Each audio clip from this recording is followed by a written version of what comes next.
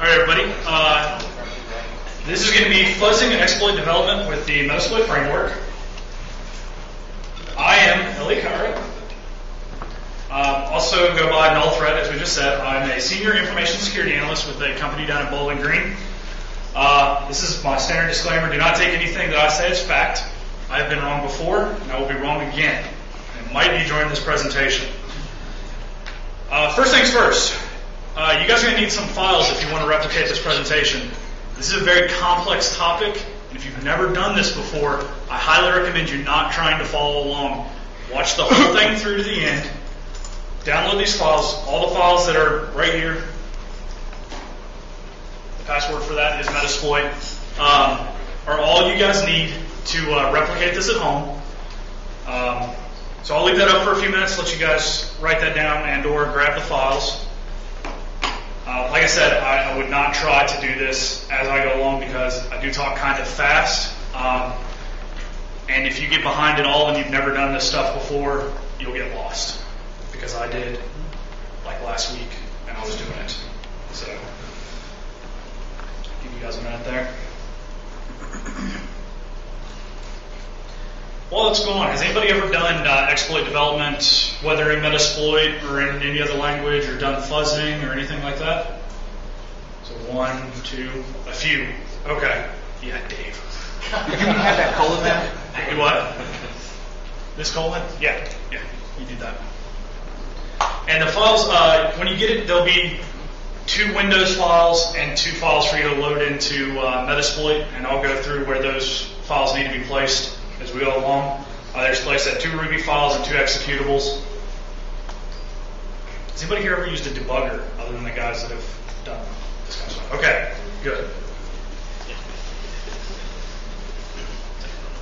All right, well, everybody get that needed it? Leave it up for a minute. All right, I'm going to go ahead. All right, so if we're going to talk about buffer overflows, probably should cover what is an overflow. The very generic answer, 10,000-foot view is it's when you put too much stuff in a space that's not designed for that much stuff. There are multiple types of overflows that are exploited. We're focusing on stack-based overflows because they're easy. For a first overflow, this is one of the easiest out there. As I said earlier, this became really popular. Frac49 Alpha 1's article, Smashing the Stack for Fun and Profit. So, what is the stack? The stack is used, it's part of memory used to hold functions, function variables, user inputs, any data the app needs to get to repeat, it stores on the stack. The stack is first in, first out, meaning that when you put whatever goes in, has to come out. So it's like a box. You put a bunch of stuff in it. If you need the thing out of the bottom, you got to take all the stuff off the top to get to the bottom. Here's a picture. So, as you can see here, we have an array of characters, 12 characters, and some other stuff that I'll get into here in a minute. The big thing is, it's waiting for 12 characters. When we put in the word hello with a null terminator, it fits in there just fine. If we send a bunch of A's, for example, you can see we overwrote the other stuff. Now, what is that other stuff? The red one is important, the return address. That's what tells the application what to do. So here you can see we sent a bunch of A's, and now we've put in something down here. It's kind of hard to see, I know. It's an address in memory, which happens to correspond with this address up here. So when this application processes this information, it would then go here and start reading what we've put in. Does that make sense to everybody? I'm going to stop a lot here and ask if anybody's getting lost, because, like I said, if we lose anybody at any point, you're probably going to be lost for the rest of the presentation. Yes? I have a question, though. Will this documentation or presentation be available? Yes, it'll be on my website, nullthreat.net. Adrian will have it on his website. I have videos that go along with this, and the presentation, and I'm available for questions. So, yes, this will all be out there. And I'll also have the files that I've referred to there will also be available on the website. Okay, so one way that we find these overflows is through a process called fuzzing. Fuzzing is really neat because all you got to do is send a bunch of crap at a program that it's not expecting and wait for it to crash. And this has become a largely automated process here recently where you can set it up, let it go for days, and come back and find all the crashes. Basically, the whole goal of fuzzing is to make the application cry. And if we can make it cry in the way we want it to, we win. And what we want in this case, EIP, which I'll explain here in a minute, needs to equal for 1, for 1, for 1, for 1. And this is an example of a fuzz string, like HTTP, a GET request full of A's. We're talking like, you can send 10, 20, 20,000, 30,000. If the program's not written to handle that type of information, it'll crash. And if it crashes in the right way, we get control. So, got to go over a few of the basics. x86 registers. If you see here, EIP is the address in memory. All of these registers point to a location in memory. So EIP points to the next instruction. That's what tells the application what to do next. And this all makes sense when we get the debugger open and we're running through this a little bit. I'll refer back to this.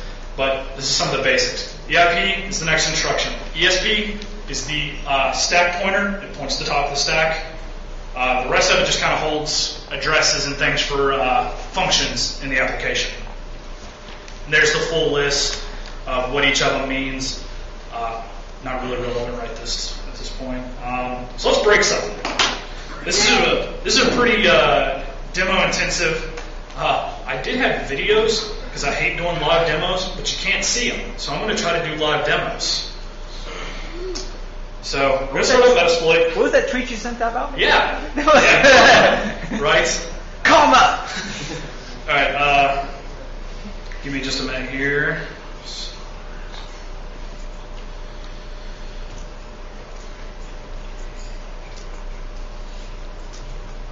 All right. There are some fuzzers built in to Metasploit.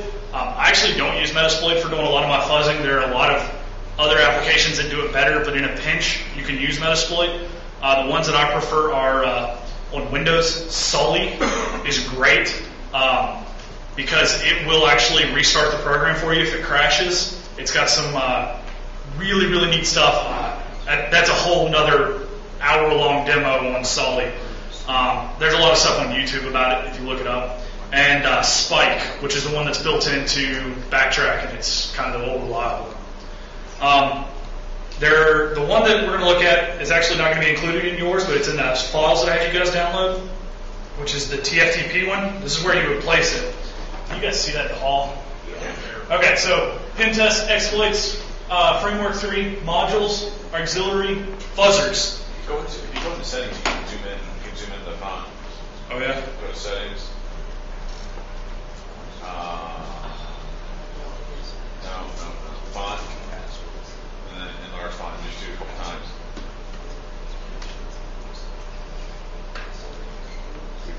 Is that better? One more?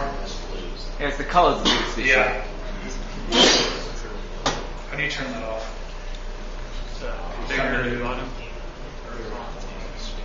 Screw it, let's do it this way. Alright, so you've got your, there's the path that you need to place that file, and I'll show you. There it is in the path. This is a very, very, very basic fuzzer.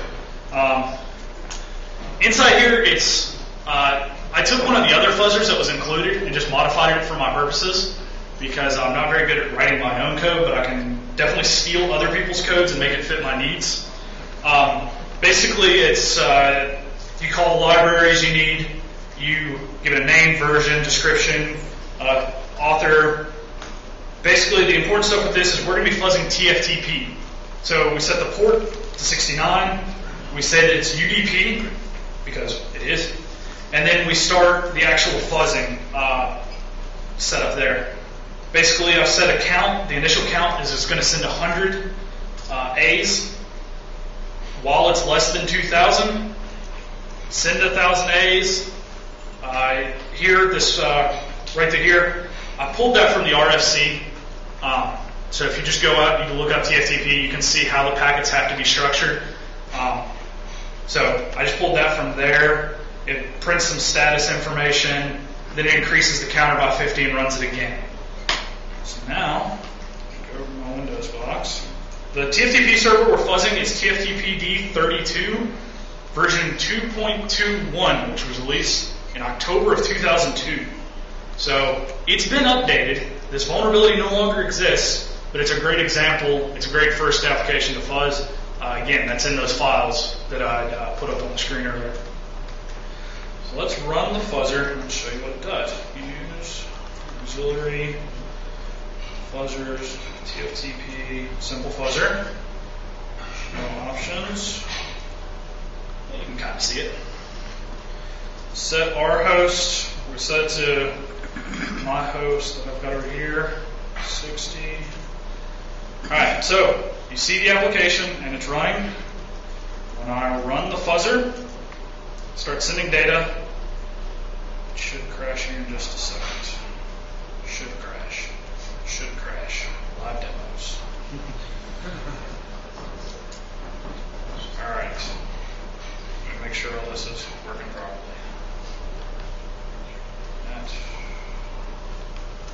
The downside to fuzzing UDP is it won't tell you if it's not connecting. If you fuzz TFTP or TCP, then you get status updates on like if the application is still listening. UDP is just like, hey, I'm going to keep sending this crap on the wire.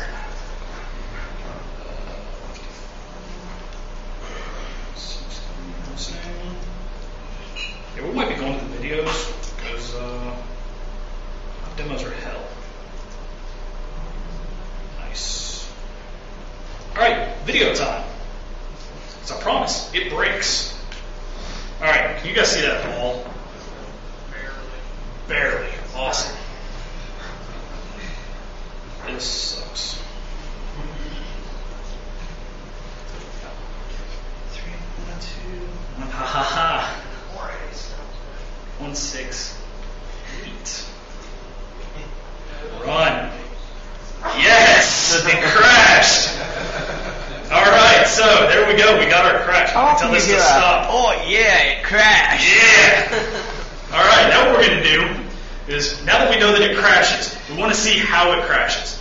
I attach it to Immunity Debugger, which is awesome. Ollie Debug is really good, and I like it, but Immunity Debugger is better, in my opinion, because it's got a lot of plugins, and it's Python-based, so if you're into Python and scripting, then it gives you a lot of flexibility. It's really hard to see still. Okay, so over here you can see our registers that I pointed out earlier. The one you're looking for is EIP, this guy right here. We want that value to be 41414141. So let's run the fuzzer again. Wait, oh, we got to start the application. So that's when you attach it to a debugger, it doesn't start. It just loads up into its state there. Okay, now it's running. Now it's listening. Now it's not. It crashed. Go here, kill that. And if you can see, we got our 41414141, which means we have now overwritten EIP. We can control and tell it what to do. So, back to the slides. Awesome. What? Okay, so EIP equals 41, which 41 is hexadecimal for the letter A, so we overrode it with our A's. Now that we control it, we can tell it what to do, but we need to find out where in that series of A's, the 300 to 500 A's we sent, where that 4-byte override occurs. Quickly, any questions? Do you guys understand what just happened there? I sent a bunch of crap to it, it didn't like it, it crashed. Okay. Metasploit has this awesome thing called Pattern Create. It's a standalone app in the Metasploit Tools folder, but it's also built into the framework, so you can throw it right into like a skeleton exploit. What it will do is it creates a easy to determine string of like capital A, lowercase a, 1, capital A, lowercase b, 1. It goes on and on and on and on.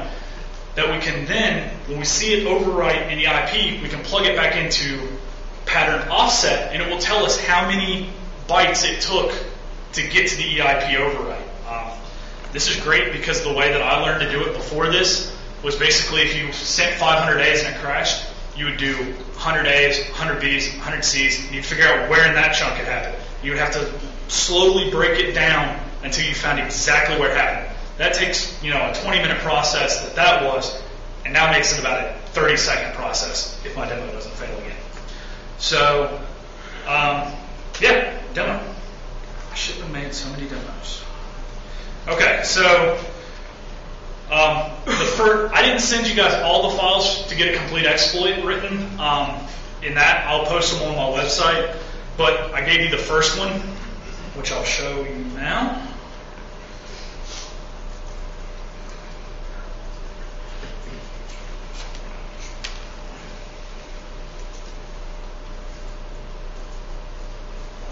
Okay, so all this stuff at the beginning here, yeah, that's really easy to read.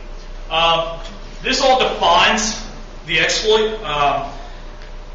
I, again, didn't write this from scratch. There is an example exploit built into Metasploit that I copied over to my folder and started manipulating to meet my needs. The big thing that I had to change from that was change it from remote TCP to remote UDP. Other than that, I set the space as about 350 characters. X00, the null byte, is a bad character. It doesn't relate to what we're doing right now, but when we add our payload, it will relate. That's where you put, if you know that the program will quit on certain characters coming through, you can put those there, and the encoders will make sure that that character isn't present. 00 is always going to be in there because it's a null byte. It'll end your session. You see there the targets windows. That's where he was talking about in the web interface you saw. You could have multiple targets. This is generic for Windows. I put that 42424242. That is the letter B. So 41's A, 42's B, so on. That's not going to come into play quite yet, but I went ahead and put it there. Then you can see down here, this is the important stuff. If you remember from earlier, it said the RFC, you've got the 0001 starts a TFTP packet, sets the mode. I'm then going to send, using the pattern create, send 300 characters, and then I end it, and then I send it to the wire. So, let me go ahead and try that.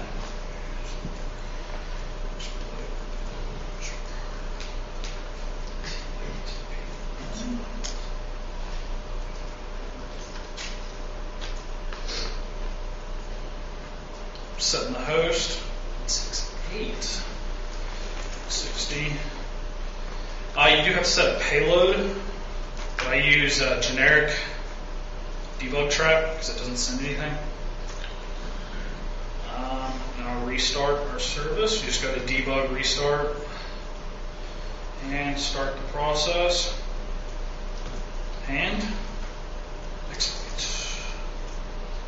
Alright, so it builds the crash, sends the crash. It says no session was created. It's because no session was created. But what is created is this string, 69413569. So that probably means, I'm going to write that down so I don't have to go back and forth. 69. By the way, when you're doing exploit development, have a pen and paper handy, because you have to write down a lot of crap. Right, Dave? Right.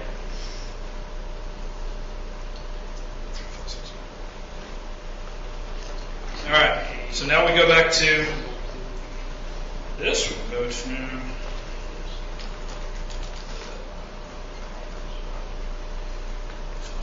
Exploit Framework 3 Tools. All right, so you've got your pattern offset, and you type in that number that we just pulled, 69413569. And it says 256. That means it takes 256 bytes to get to our 4-byte override.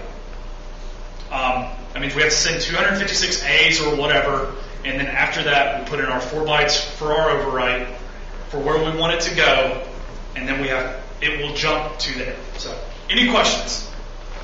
Seriously, guys? It took me like a month to get this crash. So, yes. Are you going to put the payload in the first 256? Is that the idea? No. I'll address that here in a minute. That first 256 is what creates the crash. It's what actually makes the application die. Right. And then after that's our 4 bytes. You're going to set the instruction pointer to yes, and then something. here in a minute, I'll pull it up, I'll show you. Yeah, go ahead and pick something out of the box.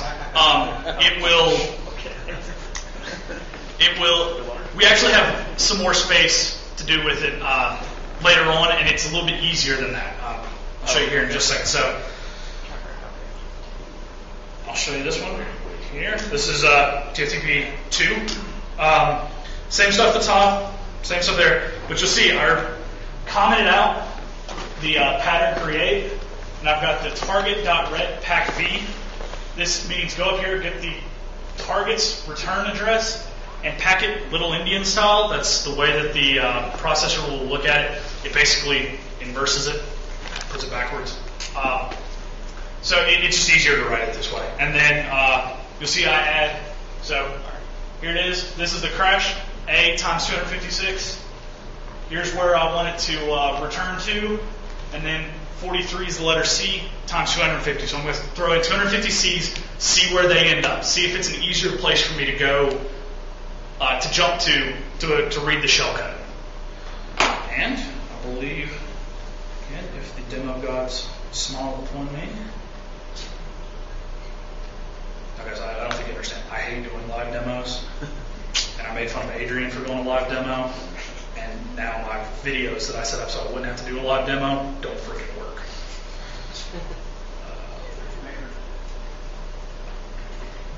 Use exploit Windows Prime TFTP 2 optionals. 60. It's running and exploit. Oh, I guess I've got that whole thing I just told you had to do. Generic debug. Now you see why I did videos, because whenever I made the videos and I forgot to do it, I edited that out. Alright, so we got a crash. And if you see EIP equals 42, 42, 42, 42, which means what we set up in the target is where we need to go. But there's something else interesting. If you look at ESP, it's really hard to see. Those are all C's. So that means those C's that I injected just a second ago, right after, are being pointed to by ESP. So we want to get to those C's. We're going to have to use a little bit of assembly. What we're going to do is we're going to look for a jump ESP. That's the next instruction we want. Like I said, EIP doesn't contain an instruction. It contains a pointer to an instruction. So we need to find a jump ESP somewhere, and then it will take that and do exactly what it says, and it will jump to the address stored at ESP, which is where our shellcode is going to go. Questions? God, you guys are smart. Smart, idiot. Do what? The shellcode. C, right? Yeah, put shellcode in C's. Mm-hmm. That's what I was wondering. How you got the C's in there? You have to put it before it crashes. Well, no, you'll put, in this example, let me finish it and then we'll see. Let me get to the actual shellcode part. It counts the question. All right. Where's the battery? So, this is the next one here. I probably should show you how I found it. Let's go back to this. So, overrode it. Now we're going to write a skeleton exploit. We've kind of already got that going right now, but this is an example of what I just did. I forgot to go back to the slides. I just went on with the demo. So sets mode, sends the A's, points to B, sends the C's, ends the packet, or ends the transmission. That's exactly how it was worded. You guys have already seen that. I'll show you that. Woohoo, we're there. Now we control EIP and ESP. The data we want to go to is in ESP. We need to find a jump to ESP, and that will put us right at the beginning of our shellcode. So we're going to use immunity debug in this example. You can use Ollie. They're very, very similar. We're going to use the search functionality. We need to find that jump in either the application or in a Windows library. Now we're really lucky that we're using XP Service Pack 2 here. We'll just use a Windows library because they're loaded in the same place every time. In this example, it's not that way in the rest of the world. And so you guys will find out about that later, but it's not really relevant to this. Then Then we need to test the return by inserting a breakpoint. A breakpoint is something you put in the debugger that as soon as it reaches that address, it pauses execution and allows you to step through step by step. So I can run the program, send my crash. I don't have to step through it processing every A, let it process all that stuff, get to my return address, and I say, hey, when EIP calls this address, which is where our jump ESP will be, stop executing. I want to go through it step by step, make sure it drops me right into the beginning of my shellcode, or do I need to put no ops, meaning do I need to put about 20 no ops because it jumps randomly in the beginning of my shellcode somewhere, and I want it to slide down. So that's why we're going to test the return. Let's break some stuff. Let's pop a box. Woo.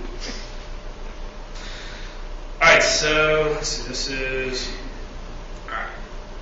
Now that we've got a crash program here, we're going to load up all of the modules that are being executable right now. And I like user 32. So let's go to user 32. We're going to do search for. It's actually readable too. It's very exciting. We're going to type in, you guys can't tell I've done this before, jump ESP, and we found one. And it's at, that's not easy to read, 7E429353. It's an address in memory. So we go back and we plug that into where we had the 42424242, we replace it with that address. So that says, instead of trying to jump to 42424242, which I used as just to make sure I was in the right spot, jump to this jump ESP instruction in user32.dll. So that's what you see here. There's the return address we just found. And this is going to jump, this is going to tell it, jump there. Yo. The address you just found right there, is that basically the same thing as the 4.2 crash point? Okay, the 4.2, the only reason I use 4.2, it has nothing to do with the crash other than I used it to make sure that I was going to the right place. You use it as a marker. It's a marker, exactly, that's what it The is. place that you mark with that 4.2, is that basically the same concept as what this one? Yeah, this is the instruction. 4.2 was not an instruction, or it was not a place where an instruction existed. It was easy for me to look at it and go, okay, I'm in the right spot. My offset for my crash is correct. It is going to the right place here, and I saw that the rest of my code was being inserted. So, yes, this is basically just an instruction. This just says, hey, I want you to do something now rather than crashing, stopping, and not going anywhere. Because 4.2.4.2.4.2 didn't exist, and so it crashed and said, hey, I can't read memory access, 4.2.4.2.4.2.4.2. So it's something easy for you to see when you're dealing with a crash, and that's just something I do. There's nothing saying you have to do it that way. If you use any jump instruction with the ESP, you're setting ESP any way you can. Right? Yeah. In this case, I just use jump ESP from user 32 DLL. Many of them, it doesn't matter which one you use. Yeah, well, as long as it gets to ESP, and the most direct route was jump ESP, but there are other instructions that's way more advanced than I'm going to get into in this presentation. But for this example, yes, jump ESP was not only easy to find, it worked, and it got us there with very little fuss. So using the 4.2.4.2 to just find the spot where you want to input it. Exactly. It has nothing to do with the crash past that point. It's just making sure that EIP is being overwritten with the correct, or that I'm in the correct spot to overwrite EIP. We had a guy in the green shirt here and back there both ask questions. It's my meter. How does address-based randomization affect this? I will get to that at the end. It definitely plays a part, but in this and for this example, I didn't want to get into that. That's way more advanced than what we're dealing with here. But it will definitely mess things up. I was going to ask, that 70 address, that's actually your user 32, that's not in the TFT program, right? No, that's part of Windows. That's part of that, and that's why I went to it, because it's prior to address space randomization. It's going to be in the same spot every time. Right. Well, okay. But you're assuming that they're on the same version of Windows. Exactly. This is heavily dependent on this version. Not only is it dependent on this version, it's dependent on this language pack. It is dependent on many things. This exploit is crap. This thing will not work very many places. But it demonstrates a point. It gets you guys started. It gets you understanding the very basic parts of exploit development. So Yes, let's do that. Go back and restart the program. Actually, I need to put in my jump point. So here we are. Let's restart it. I know 4.2 is not readable. I just got done saying that. All right, so I'm going to jump to that place in memory and set a breakpoint.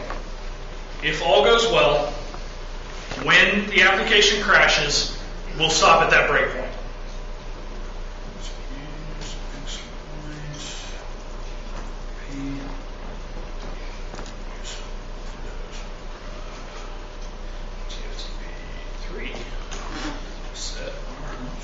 I need more overweight people to ask questions, by the way. Even that, go out there and see if there's any leftovers.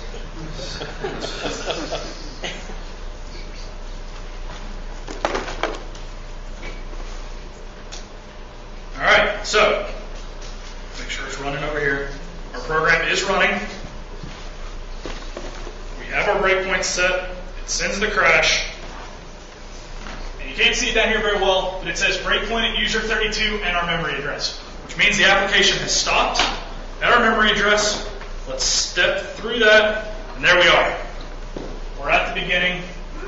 I think it should be, yeah. If we go scroll up here, you'll see there's the last instruction it ran, and there's our payload. It dropped us right at the beginning of our Cs, which is awesome because that means we don't have to do a null slide. Right before that, right next to it, actually says 78. Is that? It's hard to read from here. Is that CC? Oh, these CCs here? Yeah. Yeah, because actually, right above that, like. Okay. Now, what you're seeing here, you're actually seeing. Yeah. Hold on a second. Here, let me scroll back up. The machine code for jump. No, that is actually not. It is, but that's not why it's there. That is the jump address. That is where we told it to read. So you've got, this is the packet that came in. We sent a bunch of A's, then we sent where we wanted it to go, and then it drops us into our C's. So, and it's actually, I changed it at some point, like when I did this over several days, it went from being the character for C's to this CC, which is a breakpoint. But regardless, what you're seeing here, this 5398427E, if you go back and look, that was the address that we put in back here in Little Indian style. So, yeah. Does that make sense? Yep. Okay. How did you get to the? How did you get to the jump? I know you told it to go into user 32 at that particular spot. Okay. And execute that command. How did you tell it to get to user 32? Okay.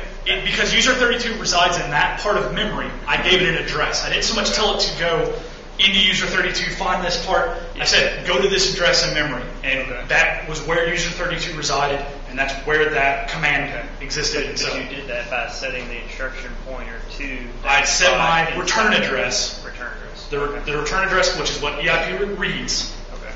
to go to that address, which is what I set in the exploit. Okay, so the program issued the ret command and grabbed that address from you. Yeah, it's what I provided right there. That's the address that I provided, and I copied this up here. So here's the address. There's the command that equals jump ESP residing in user 32 DLL. Okay. And so That was the you last saw how I found it. You want me to go over that again, or was that? No, that's okay. okay. That was the last of the A's that you sent in, right? Yeah, so it's 256 A's. My return address, which is that address Which jumps you over to the. that address, which then calls, it jumps to whichever address is in ESP, which is this address right here, which is the beginning of our theoretic shellcode. And payload will be in The payload, I'm about to replace all these. this with a payload. ESP is execution stack pointer. No, it's extended stack pointer. Extended stack pointer. Yeah, the E and all that stands for extended. It's when it's for 32-bit addressing. Okay. Do you know any, So, I was going to say, do you know the good debugger for 64-bit applications? I do. iDebug is not. I have not messed with it. What's that? 64-bit debugging. Well, when debugs it. Yeah, I don't know. I don't do anything with 64-bit stuff. I'm still pretty new at this kind of stuff. So, You're doing great. what's up, Jonathan? I was going to say, all your C's, those are blowing out other things on the stack, right? Yeah. So there's a good chance you just crash the OS at this point. No, not the OS, but the application for sure. The application. Yeah, the application is going to fail hard here in a second. Now, if I was good at this, I would be able to write an exploit that then fixed all the stack, and the application would keep running, but I'd still get my shell. But I'm not that good at it yet. And that takes a lot of work. So let's go back and see how far off I am in this. When you threw in the 250, is there a reason a second set of C's? I had played with it, and it's actually a pretty limited amount of space there, and 250 worked. I started with 300, and it wouldn't crash quite properly. Crashes are really sensitive to the sizing, so there is some behind the scenes of me playing with this that you just learn as you go through. If you know the program's going to crash, but like in this example, especially dealing with UDP, I don't know where it crashed. The thing is sending it so many packets so fast, I don't know if it crashed at 300, 500, 700, because by the time I am looking at it, and I see 100, 200, 300 days going to it, and I go over to see when the program's crashed and come back, it's at 1,000, 1,100, 1,200. I just have to kind of start making guesses on where it crashed, and I can increase that space. You start with a smaller amount of space, and you can increase it. It stopped crashing after roughly 250 bytes in the shellcode, which is pretty limited, but it was still good enough to do this demonstration with it. So here, now we're going to add a shellcode. This is what actually does something. We have the program, we have it crashing, we have it going to the right place we want it to go to. Now we want to make it do something we want it to do. We want to add a user, we want to pop shell, add an interpreter. In this case, because we're so limited for the space, I'm just going to launch calc.exe. That's usually enough to do a proof of concept, show somebody, hey, you've got a problem in your application. You had TFTP server running, now you have calc running. Something's wrong here, guys. So that's what we're going to add to it this time. Back to that. It's really easy to do. So normally, what I've been doing in the past, and this is actually one of my first exploits I've done in Metasploit. I usually write them in Python. You would have to come back. You use Metasploit a lot. You use the generator for generating the strings, the offset strings. You also use it to generate your payloads. So instead of generating a payload and having to copy and paste it and make sure everything makes it over okay, you replace one line. In this case, we replace this XC times 50 or 250 with payload.encode, and that's it. So then you go into your application, use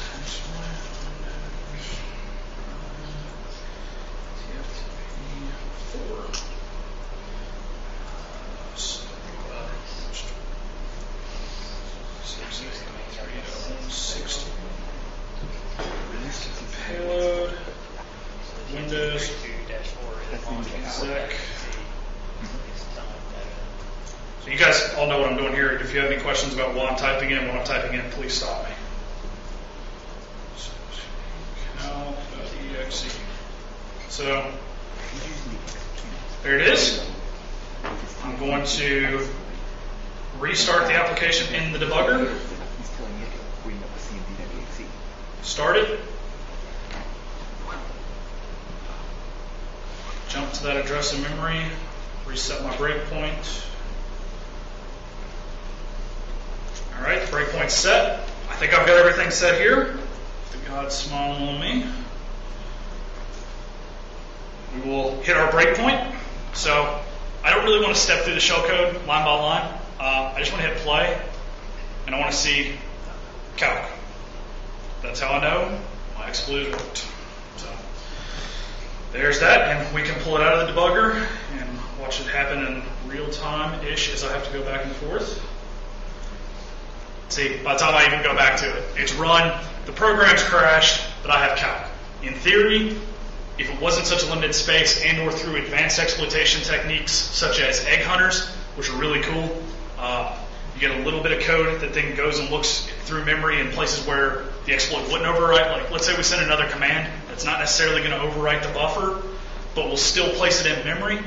If we put a phrase at the beginning, we can take this little 32-byte shellcode. That was probably about 250 bytes of shellcode. We can take 32 bytes, which is ridiculously small, and it'll go through page by page by page of memory looking for that phrase, and when it finds it, it executes everything behind it, which is really, really cool stuff. It's a little bit more advanced than what I'm going to demonstrate here, but Mutz did a great example of it. DEF CON, the NNM exploit. If you go, DEF CON 15, wasn't it? 16. Okay, so Bug to Zero Day is the name of the talk from DEF CON. There's a great video on using an egg hunter and how you can basically make a computer hack itself. Now, how big are some of the stages that are in Metasploit that are already there for being small payloads that grab the rest of the payload? It would work normally, but again, this is such a poorly written, just example exploit to get the basic concepts down. It won't work with this. They are usually less than 250 characters or 250 bytes. Now, another exploit that I've worked on only had 60 bytes available for shellcode, which I still haven't figured out how I'm going to work around that. I've talked to Dave about that a little bit, but that's incredibly small. That's a very, very limited amount for shellcode. Like even a basic add user shellcode was like 255 bytes. A reverse shell's up at about 700 or 800 bytes. Now the cool thing about this app and that fuzzer, if you play with the fuzzer a little bit, there are a lot of vulnerabilities in this app in a lot of different places. So there's one built into Metasploit for this application. It's a little bit better. There's also a lot on the exploit database, which I've got up here in a minute. Go ahead and talk about how the world isn't as happy as it should be. Microsoft kind of started getting pissed at people breaking all their stuff all the time. So they started adding stuff in like address space randomization, which would keep you from doing what we just did there with the address, because every time you reboot Windows, those modules would load in different places. So user 32 is not necessarily going to be there every time. But they kind of half-assed it a little bit, so they only the first 2 bytes are randomized. After that, it's still going to be in the same place. So there is some cool shellcode out there that you can use that'll search for those modules, and you can do some pretty crazy stuff. If you guys are into that, I'll go ahead and pop that real quick. OffSec's Cracking the Perimeter course, the guys that do Backtrack, that class is crazy. It is the hardest thing I've ever done. I had no exploit development experience 4 months ago. I never looked at shellcode. I never looked at assembly. And I enrolled in the course, took it. You will write 3 0 days in the course using manually encoded shellcode. You'll write your own shellcode. You'll do a lot. You'll bypass DEP and ASLR, which are both prevention techniques to keep a lot of these type of tactics from working these days. I can't say enough about it. I know Dave also has taken part of the course, or taken the course, and he recommended it to me. You agree with what I said? It's one of the craziest classes out there. Mutz is a madman. Except for all. Well, yeah. There's the Advanced Windows Exploitation, which I'm hoping to take out of DEF CON this year, or Blackout. But yeah, DEP and ASLR will randomize address spaces. It's enabled in Vista and Server 08 by default, not enabled in XP. And then DEP will prevent you from executing code in non-executable parts of memory. Again, kind of a half-assed attempt. There's a lot of ways around it, but way beyond the scope of this talk. Slides and demos will be on nullthreat.net. I'll try to remember to put everything up there. Guys, if I forget something, put something in the comment. Email me, nullthreat@nullthreat.net. Find me on Twitter, nullthreat. If I forgot something, I forget a lot. Like, I forget I'm here right now. So, tell me what you want. Tell me if you guys need help. I'll help you as much as I can. People that are far smarter than me, Corlan, it's kind of a weird address, but get to his stuff. He has a 9-part series on writing exploits, going from as basic as I did here today, maybe a little bit more basic than what I did here today, all the way up to some of the more advanced techniques. Completely free, completely out there. Goes in more in depth about the registers, what they mean, what they do. DHA at Enclave Forensics, Dave Holzer, SANS instructor, I just got out of his auditing course last week, has a series on YouTube about buffer overflows. See, I'm not big into the reading, learning.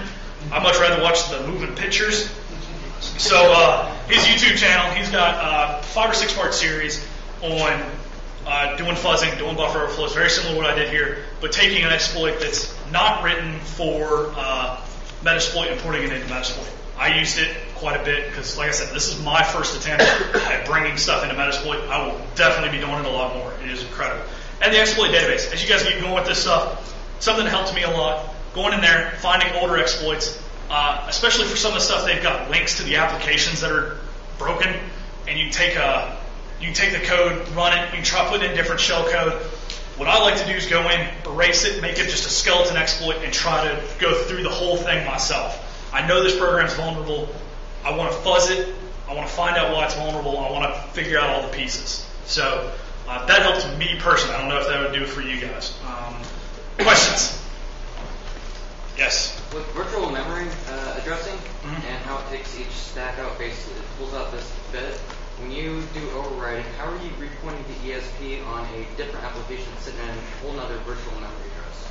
So how is it pulling out the ESP from a separate, basically, you're going out of this virtual memory address into this virtual memory address? One thing Go ahead. No.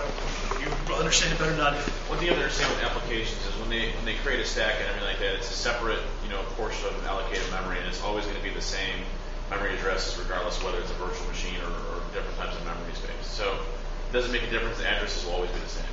Well, not a virtual machine, but virtual memory addressing. Where doesn't it take a stack? Isn't that what you're talking about? Yeah. So it'll take the stack and it'll always be the same memory address. Oh, so every single okay, so it pulls all of Windows and everything with it to find out the information. Yep. It's not just that single application. No. Oh, okay. Well, I mean, it is and it isn't. I mean, like user32.dll is always going to typically be used within an application, or shell32.dll or kernel32.dll. Yeah, kernel would probably be a better one to use for this. Yeah, all of them will be used when an application loads. So it'll all be within that application's memory space, even though it's a DLL from a Windows operating system, and they'll always be the same memory. So if I was trying to hit another application that I know is running on that system, like if I was hitting the FTP and I was trying to move over to another application I know is running, I could move out that virtual memory address into that application? Sure, yeah. Metasploit does that actually with the migrate process. So it'll actually hook its information in its memory address space into another application's memory address space. So, yeah, actually, absolutely. So, like, for example, like whenever I'm exploiting, and I get an interpreter shell, the first thing I'll do is I'll migrate to like exploit.exe or something like that, move my memory address space into there. The interpreter prides itself on it never touches the disk. So everything it does is all done in memory. So yeah, absolutely, you move all of your payload information over to another process, and then if you're running on something that's system-based like exploit.exe or LSASS or stuff like that, you can actually do keystroke logging on the system itself and a bunch of other stuff. So it all depends on what you want to do with it. Alright, so I got one more demo I'm going to do real fast. Show you this. I haven't ported this into Metasploit yet. This is what one that Martin and I did coming back from the escape from DC.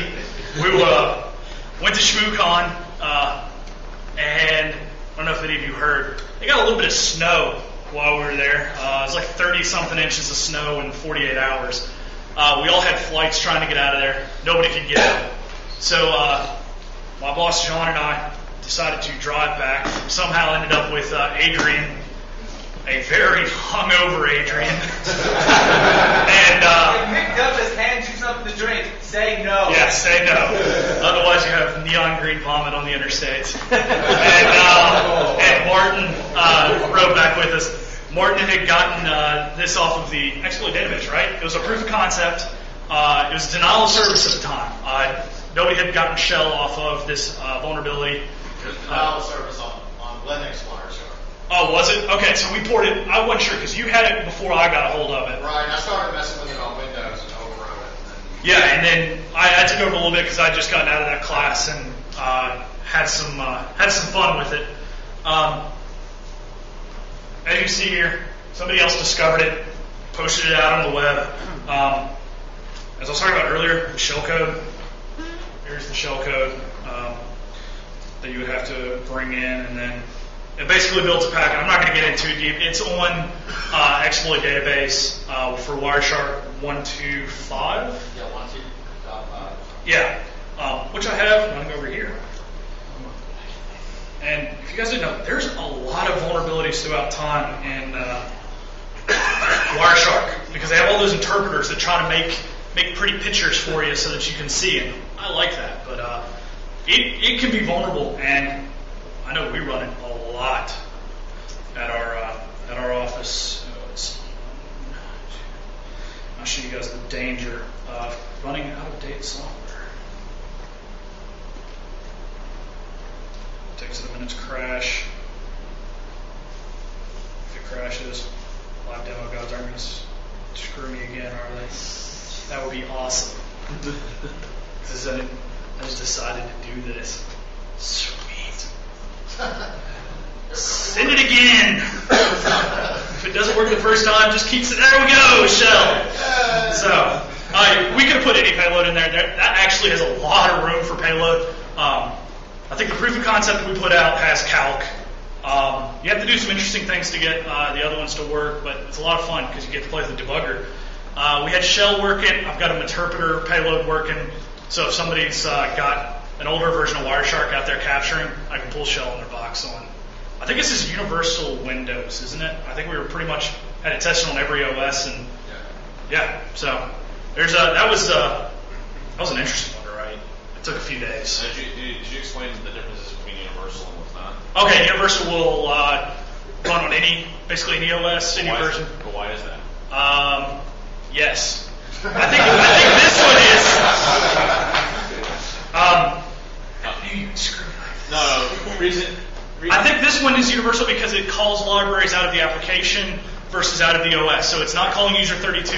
I was able to find all the commands I needed inside of Wireshark. So I used all Wireshark libraries, which weren't protected by any of the safe SEH, and I was able to do all of the commands and everything I needed inside Wireshark libraries. That other one that I did for the demonstration, the TFTP one, would be a lot better if that command appeared in the TFTP or one of the TFTP libraries. It didn't. That's why I had to go outside of the TFTP library. Now, there are a lot of alternative commands I could have used other than jump ESP. But again, it was a simple, show you guys this so you can kind of get the idea of what's going on. You can get started. You can start researching. Use those resources. Core LAN stuff is amazing. Now, could you capture that traffic and then open the capture file locally with Wireshark and have it crash out that way? I haven't tried that, but that's an excellent idea. I'm going to try that when I go sit down. I'm going to do that. So, what's up? How do other OSs handle address randomization? Like Linux? Like Linux or Mac OS 10? Or do they do anything at all? Linux does. So does OS X. I have not done any OS X stuff. I just got that, is it good? The OS X, or the Mac OS 10 Hacker's Handbook or whatever? Yeah, Dino Zovi and Charlie Miller. I just got a hold of that, so I'm just going to start. I've never played with it, and my Linux exploit development experience. That's one thing that's not covered a whole lot in that Cracking the Perimeter class. It's very Windows heavy because that's mostly what you're seeing out there. So. How hard does it make it for people who want to fuzz applications if the application is encrypted, hacked, virtualized? I haven't done a lot of anything there's so many just crappy Windows apps on download.com that I'm going crazy on those. I just fuzz all that stuff just to play because I'm still getting to the beginning. I try not to make it too complicated on myself because, again, I'm still very much in the learning phase for this stuff. So it's, I imagine it would pose some trouble. When you're fuzzing, it's just whatever the application's willing to accept. You're not trying to bypass any protection. You're just taking what the application's waiting for, what it's listening for, what it's willing to accept, and you're sending it stuff it doesn't expect, like special characters. That's one thing that will crash a lot more applications than you would be comfortable knowing. Way too much information. In this example, it was just a bunch of A's that did it. A bunch of semicolons will crash something else. Maybe the application is built to handle 250 A's, but 500 semicolons, and so you get more space later on. Like I said, if you're doing Windows stuff, Solid is awesome because it will, and even some of the stuff it'll do with virtual machines where if you're fuzzing an OS, I think it's basically Windows. So if you're fuzzing Windows, when it notices that Windows has crashed, it will contact VMware control and tell it to reboot the machine. And so it'll reboot the VM, not send any more data until that VM has come back up, and then start sending fuzzing data where it was. It's got a neat web interface where you can see all the overwrites if you see in the IP at 414141. There's plugins for WinDebug, Bang Exploitable by Windows that will tell you how likely you are to get a working exploit, because not every crash leads to an exploit. You will get, if you start fuzzing apps, you'll get a lot of crashes, and maybe 1 to 2 of hundreds will result in a place for you to get an exploit. So, but fuzzing, there are a lot of great books I didn't mention. Fuzzing, brute force, vulnerability discovery. Do what? Yeah, okay, so it's got a big bear on the front of it. Again, I told you I'm not much into book learning, but I do have some. Shellcoder's Handbook, also fantastic book, and Hacking the Art of Exploitation 2. All three of those, if for no other reason to have laying around, if you're getting into this stuff, if you want to do this kind of stuff, you need to have them laying around to refer to when you get into something crazy. Also, pound Metasploit on IRC, pound OffSec, IRC. Backtrack is probably not going to be the thing. Martin, would you yell at people if they came into Backtrack Linux and started talking about fuzzing? You probably would, wouldn't you? As long as you put backtrack in the sentence somewhere. Okay. Yeah, so don't come in and start talking about, I'm in Windows, I'm playing with Sully, help me. Because they probably won't be too cool about that in there. Backtrack, and that'll be all right. Yeah. You say it 4 times, you're safe. So, yeah, just backtrack. How do I do this? Backtrack. You see backtrack 3 times in there, it summons mutts. Yeah. Any other questions? Did you guys kind of get that? I mean, it didn't go too far over y'all's heads because I was really afraid it was either going to be way too dumb or I was going to overthink it and put too much in there. So, excellent. All right, here you go, guys.